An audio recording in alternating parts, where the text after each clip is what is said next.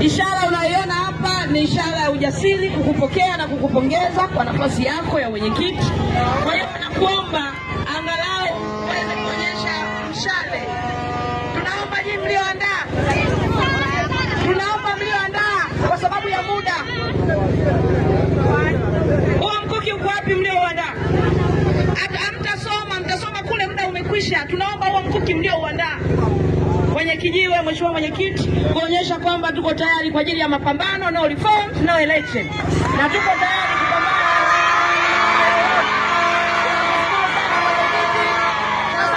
Dakika moja tu mwenyekiti wanakusubiri kule.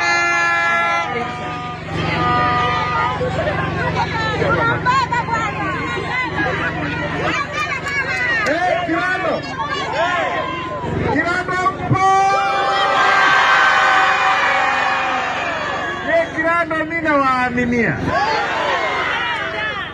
Nimerudi tena. Saa yangu inasema ni saa 10. Kwa hiyo tutaanza mkutano, hatutachelewa. Tutafuata saa yangu, sawa?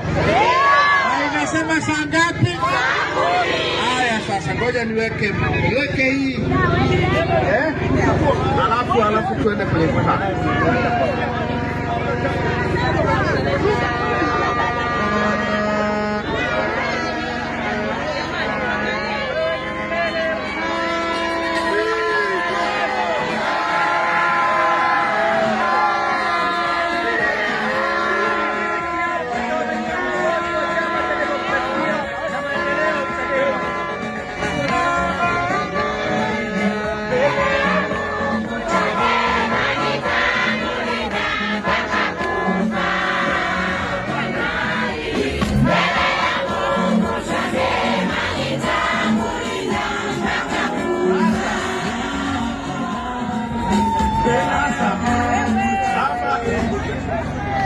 Iko hivi,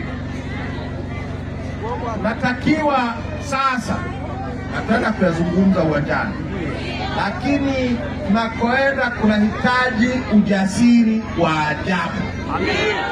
Utahitaji ujasiri mkubwa sana kutoka kwetu sisi wote. Sasa ishara hii ya mkuki huu uwe ni ishara ya huo ujasiri tunaotakiwa kuwa nao huko mbele ya safari. Sawa sawa? Haya, nawashukuruni. Sasa tunaweza tukaenda uwanjani.